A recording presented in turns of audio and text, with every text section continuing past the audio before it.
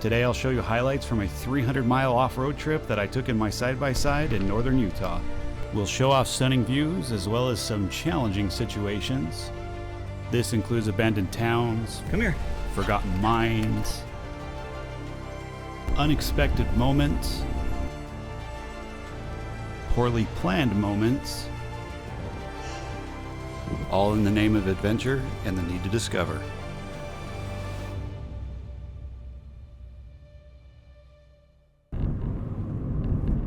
The face of the show and I set off early, intending to complete the entire journey in a single day. We knew things were going to be good when we saw that views from the gas station look like this. We're headed about 35 miles south of Salt Lake City to the Lake Mountains. When not in southern Utah, this is my go-to trail system. The plan is to start and end this loop near the Israel Canyon trailhead. This first section will cover roughly 50 miles of our trip. We'll see trails such as the Hidden Hollow Loop, the Lake Mountain Trail, the Lake Mountains Skyline Trail, and the Nutty Putty Cave Memorial, as well as one other area that was recently in the news. You might be asking why we're doing this, and I'll be the first to admit it's a little arbitrary.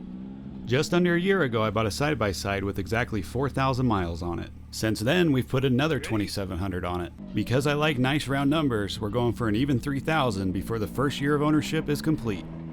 Now, instead of just driving up and down the highway, what I'm attempting to do is connect some of my favorite northern Utah trails and experiences together into one big loop.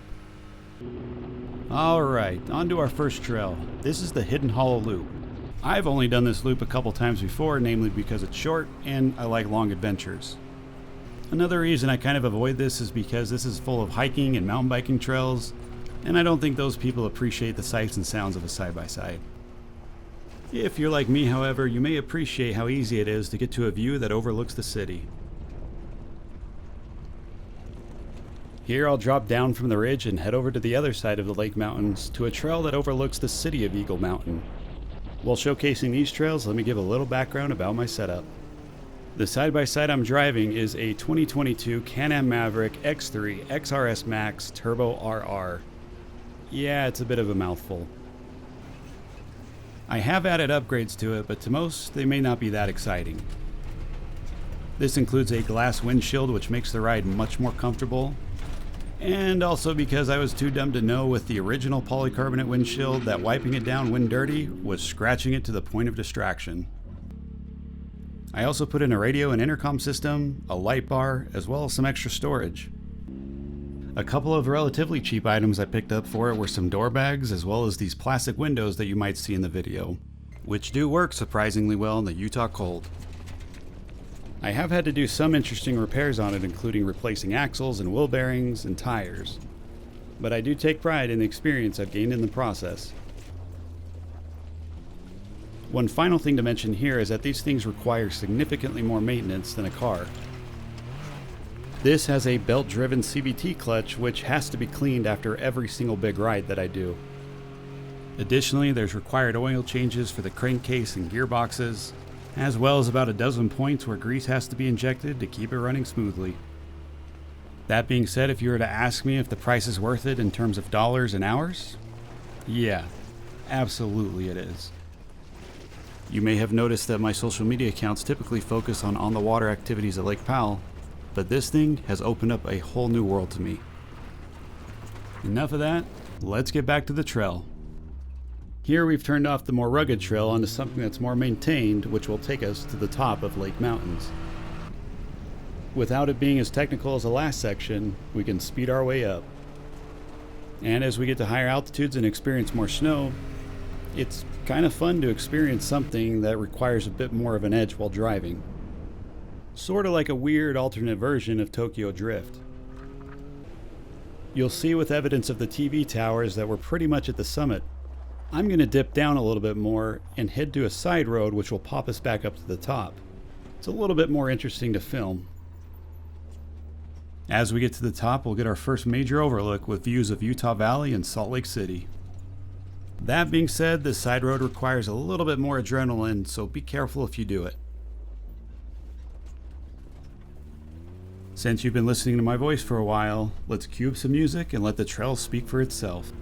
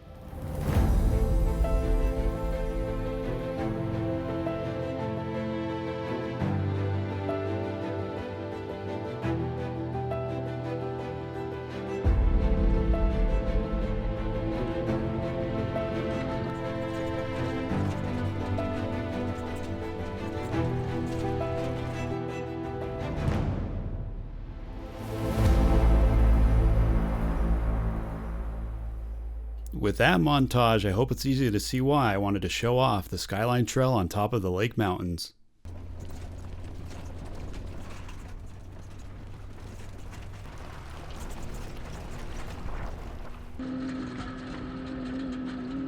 Now, a little scary, as we came to the final descent of this mountain, we encountered our first threat.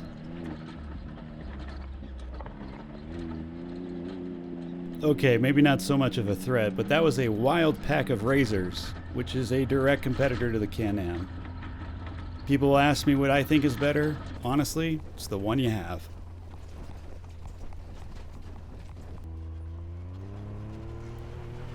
Coming off the Lake Mountains and heading to our next area, our path got blocked by some recent excavation.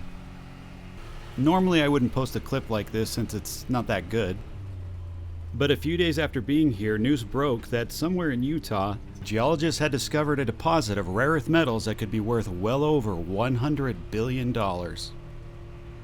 And it turns out that that was this place. Looking back, I'm surprised I wasn't stopped. One place we're passing by but won't see is Little Moab. It's a small area of slick rock known for its rock crawling. Personally, I'm not into that, but I'm sure the day will come. This next stop, Nutty Putty Cave, some of you will recognize as the spot where a man named John Jones was trapped and, despite intense efforts from the first responders, was unable to be rescued. The cave, for obvious reasons, has since been sealed, where his body remains. There is already so much information about his passing out there today. I don't think that should be a focus here. What I do think is important to show is the memorials that have been left behind. As expected, there is a plaque here about John and the life he led. And just outside the now sealed cave, there is a more recent memorial for him. But the smallest of them is the one that stood out to me the most.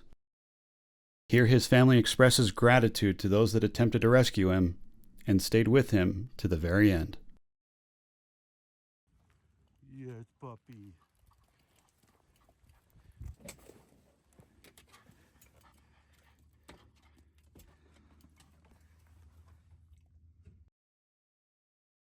From here, I'll tell you a little bit about my dog, the abandoned town of Topliff, the Pony Express, and the Onaqui wild horses, as well as one not-so-good surprise I had earlier in the year.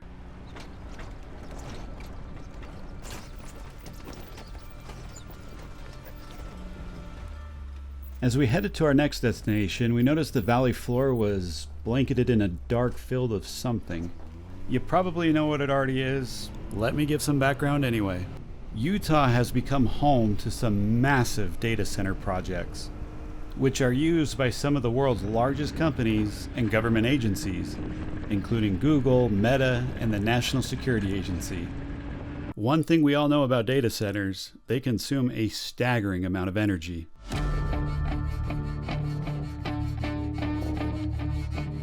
This happens to be one of the largest solar plants in the country with 1.2 million panels. This project recently came online and can produce over 685 megawatts of electricity. That is enough to power 1 out of every 3 homes in the entire state of Utah.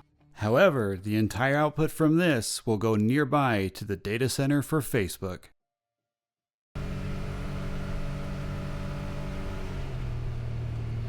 Heading to the trail for Broad Canyon, I got a kick out of this awkward moment. This group had just shut the gate right as I showed up, which I can imagine felt like those times I was holding a door open for somebody and then the next person was just far enough away that I shut the door and made it awkward. Somewhat thankfully, we never crossed paths again. Some of you might have noticed I've gone through a few gates on this trip. It may seem a little annoying to have to stop, get out, open the gate, get back in, drive through, get back out, close the gate, get back in, and drive off. But in all seriousness, I'm happy to do that as long as we get to keep access to these public lands. As we climb over 1,000 feet and go through this mountain pass, let me tell you about my dog. His name is Dash, and he's a 5-year-old King Charles Cavalier Spaniel. He is obsessed with long adventures like this, and you'll see him in a lot of my videos I put together where we go places on the side-by-side, jet skis, or boat. And I assure you he has trained himself well for rough rides. In the side-by-side, when we're going slow or it's calm, he'll be in the passenger seat. And if we speed up or things get rough, he'll stand in my lap. It has worked out well for us, including a time where we got in a wreck, which I'll discuss in a few minutes. I hope you like having him in these videos as much as I do.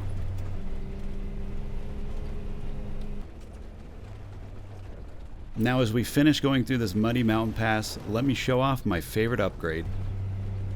The windshield wiper was overpriced and took hours to install, but totally worth it.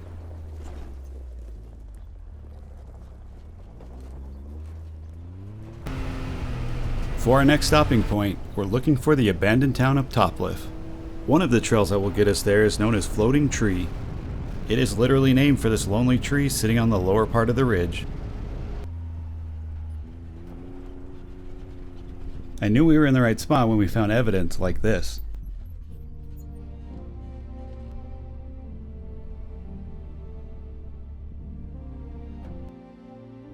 Also, from this vantage point, we could see that there had once been a railroad here. And finally, the most obvious feature of Topliff, the quarry where they extracted limestone. Just beyond the quarry, you can see the outline of where the town used to be.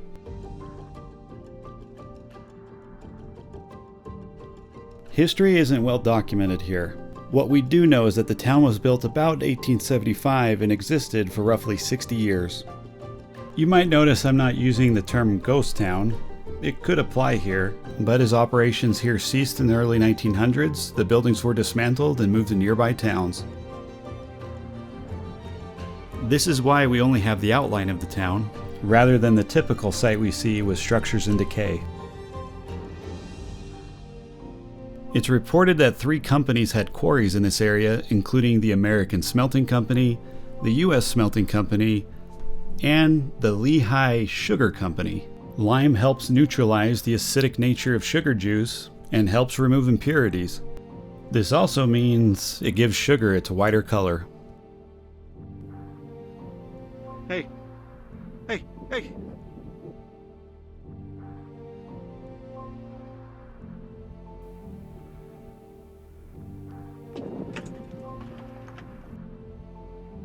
We followed one of the old railroad beds, which led to another quarry.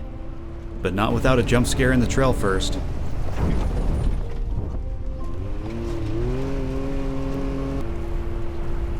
In the rock, we saw this strange but cool opening.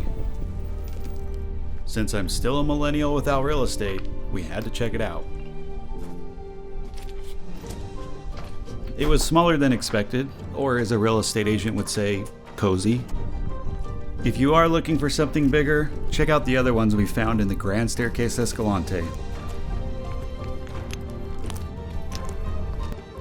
One last interesting fact about this area is that one of the quarries was reopened up in the early 2000s. The lime was used for construction projects in nearby Park City. Apart from that, there's been no other activity.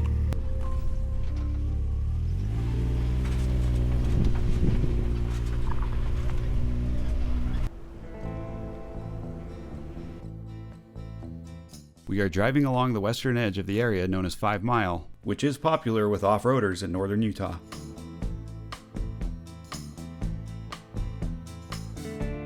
Most of us would recommend this area, but be aware it does get pretty busy in the summer. With 5 Mile behind us, we're heading west on a section of the Pony Express Trail. As far as U.S. history goes, I don't think it gets much more American than this. In the middle of the 1800s, it took weeks for mail to get from one side of the country to the other. The solution was to run horses across a 1,900-mile route, trimming the time to 10 days. The cost to send a letter would be $5, or about $150 in today's dollars.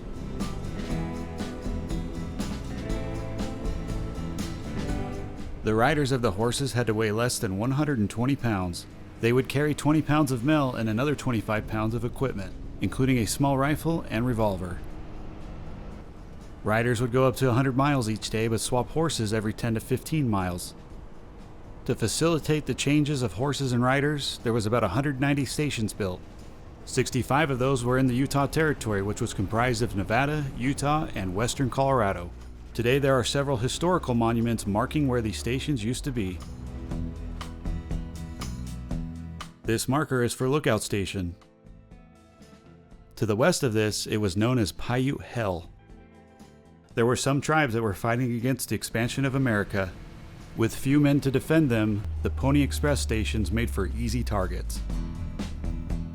Before the U.S. Army stepped in, 16 employees had died and 150 horses had gone missing. 2 days after the Transcontinental Telegraph connected in Salt Lake City, the Pony Express would stop operating. For all the fanfare that Pony Express receives, it lasted just 18 months. During that time, it delivered an estimated 35,000 letters. Stories like that give today's trip a lot less to complain about. We're headed on the side road which loops around Davis Mountain. I had been here once before, which was eventful for a couple different reasons, and I needed to come back. Prior to that trip, I had read that there were wild horses out there and I'd be lucky to see them. And fortunately, saw about a dozen. I later learned they were called the Onaqui herd and were likely to be the most photographed wild horses in the world. It would be great if we got to see them again. Little did I know, there was a few more than a dozen.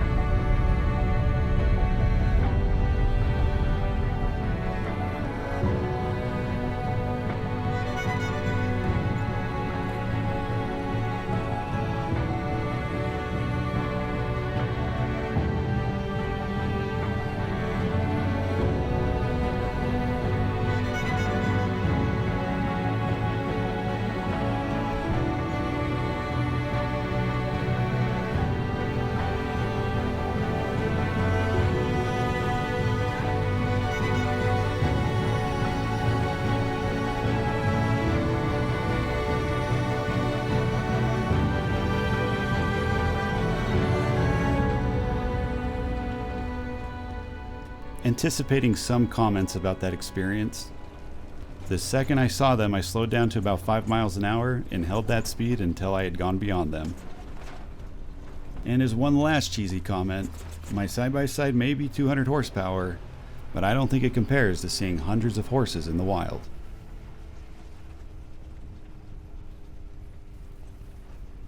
This next quick stop that we're making is probably for my own good. You'll notice in this video that I start to slow down as the road somewhat disappears. I turn off to the left and find the road again and head down. Let me show this another way. You can see what looks like an ordinary trail. But as it dips down, I assume it's been washed out by rain. So you could see how someone traveling at a reasonable rate of speed might get caught in a trap. This could get you even if you were a really good driver. Yeah. No matter how many redneck techniques I tried, I ended up being stuck here for hours. Thankfully, my phone was capable of satellite text messaging, and I had a very generous friend. On an interesting note, it did look like there were other people in the area, but I couldn't get their attention. Come to find out, it was remnants of the Dugway Proving Ground, where all sorts of military weapons are tested. So I guess be aware of that. After that moment of reflection, we had a quick drink and took off.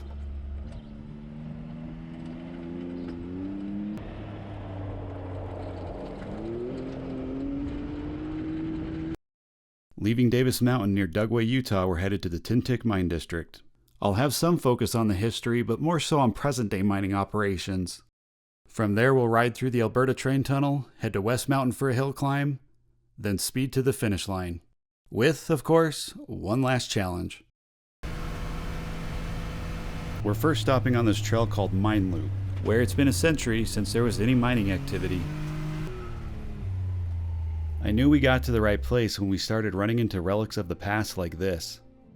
If you come out here, these are actually pretty easy to find because they're everywhere. But of course, be extremely careful. Because not only will you find a lot of buildings, there are a lot of mine shafts. This one, for example, the Bates Mine, just reads in the government documentation that it is several hundred feet deep. With that said, I didn't bother stepping into any more of these buildings. And although cliché, looking for the trails around here felt like a video game. This trail in particular ended up being a bit more technical than I thought, but in a really good way. It's hard to imagine over 100 years ago how they moved thousands of pounds of ore through here. At the top of this ridge, we see the covered Orient Mine.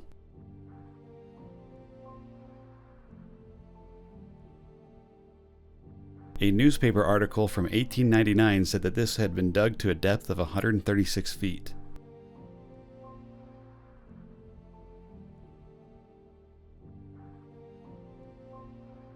It was typical that if they hit certain veins in the mine shaft, they would dig horizontally out into tunnels. This is one reason why you might see a mine shaft at the top of a ridge, but say about 100 feet down from that ridge, you might see a tunnel going in towards the mine shaft. I have an example of this later in the video.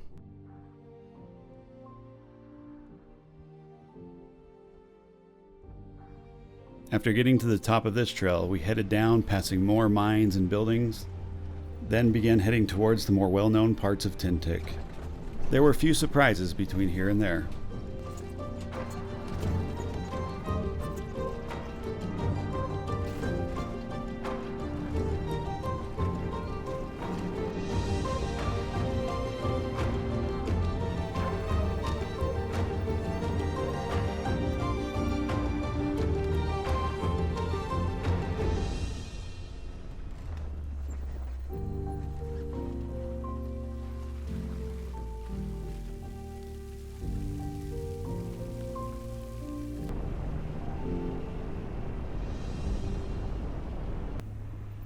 We've made it to the southwest corner of the main mining district of Tintic.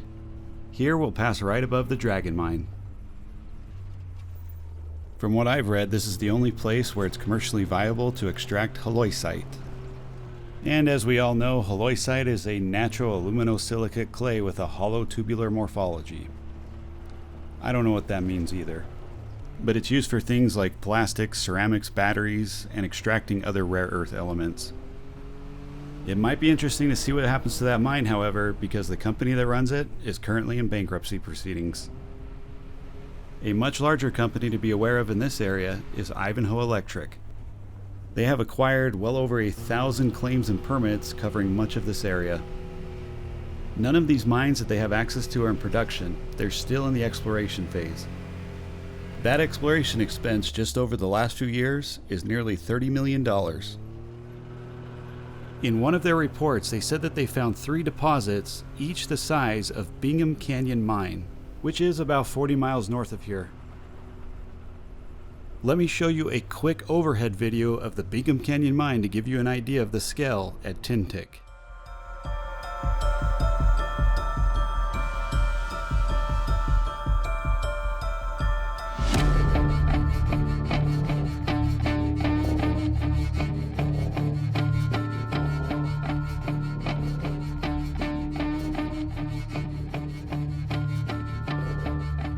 That may be a bit dramatic. The company at Tintic said that the minerals are so deep, open pit may not make sense. You notice that on my trip the sun's going down and it's getting dark.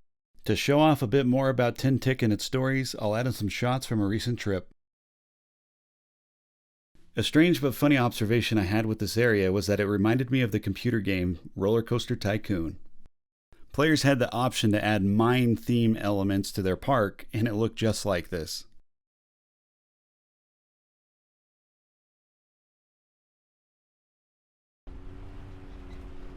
Here's an interesting highlight from that last trip. I saw what looked like a weird pile of rocks that had an opening in it. So, I stopped and checked it out. I could not help but think how dumb it was that my dog just ran into the strange opening, not knowing what was on the other side. What a dumb thing to do.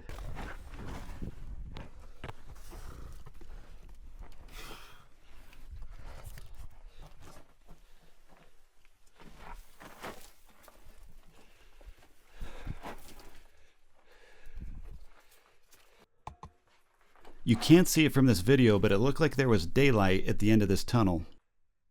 So we climbed to the top to see if we could find the larger mine shaft. Something to keep in mind for these next shots, I have a very long selfie stick. You're welcome to roast us in the comments for being too close. For what it's worth, during the summers we hike hundreds of miles around Glen Canyon. Hey, no. It's probably made us a little bit less cautious than we should be around drop-offs. You may have noticed that some of these mines are covered, some have collapsed or filled in, while others are left open. The state and federal government have done a decent job in the last 40 years covering nearly 7,000 mines in Utah. The problem is there's another estimated 17,000.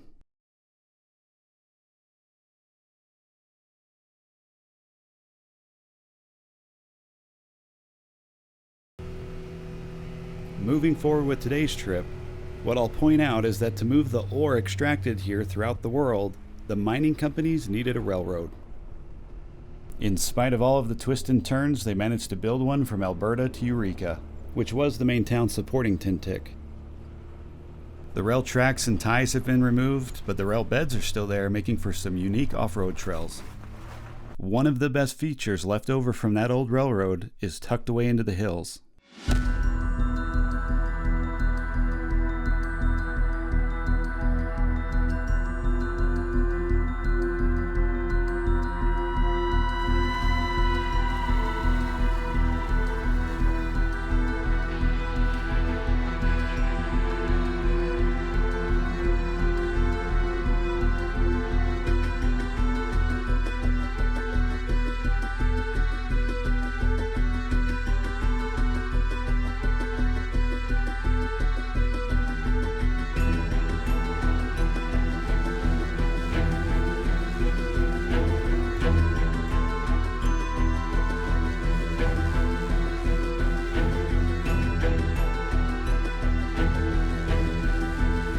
That is the last remaining rail tunnel on the line, as the others have since collapsed. And I can recommend you visit it day or night.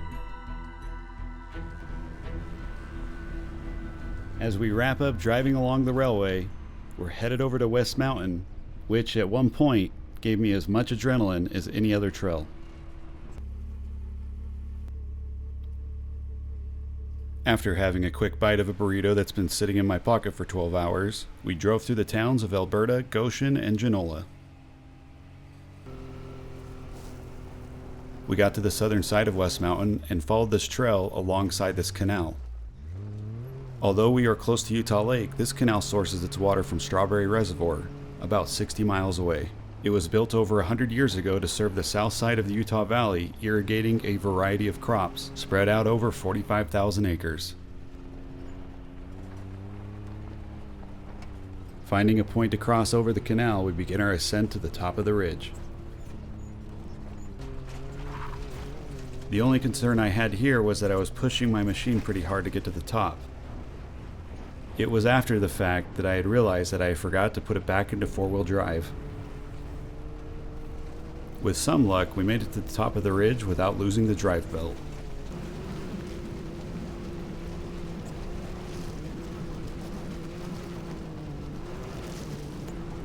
I was naive in thinking that I could make it here with some daylight left in my trip, but the view for me was still amazing. That being said, I'll add in some footage from a prior trip of what this place looks like in the daylight.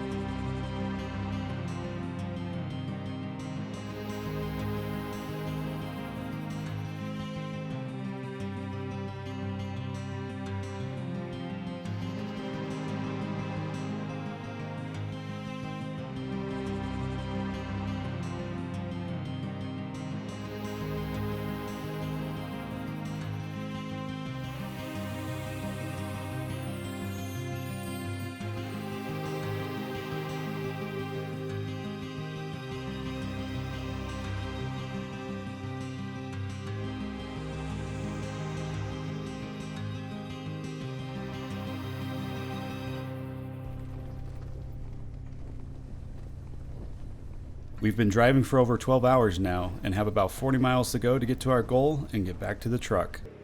Pep. Tired? My plan was to get off the asphalt and onto dirt as soon as possible.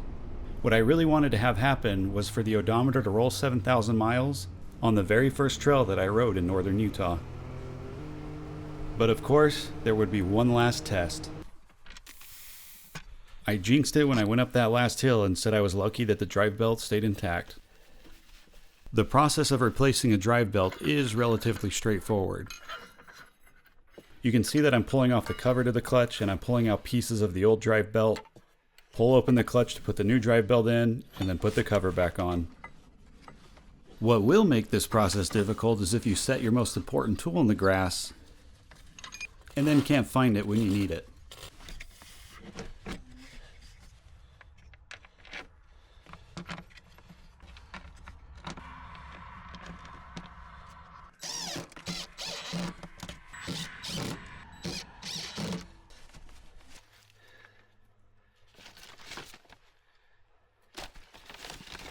At this point, we are very exhausted, but we are still motivated to get to the finish line. One last problem I had to solve was breaking in a brand new drive belt. And despite multiple videos, I knew I was stuck driving slow for a while. We had to run the machine in low gear for 10 minutes and then in high gear for 10 minutes, never exceeding 4,000 RPM. And after that, we had to let the belt cool for 30 minutes without any driving. And to complete the break-in period, we had to drive easy for 30 miles. And that was exactly what we had remaining on this trip. I made a judgment call and got back onto the dirt. There was no way I was going to hit the goal on pavement. Here on the bench of the Lake Mountains overlooking Utah Valley, we're on the Power Line Road. And as I said earlier, this was the first off-road trail we rode when we brought our side-by-side up to northern Utah.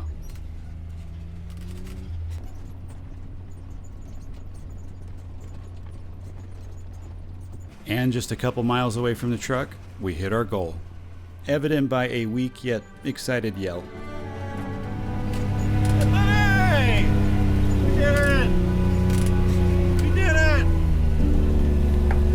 Yeah, we did it! So many memories. I thought back to the adventures not only from this trip, but all the ones that came before.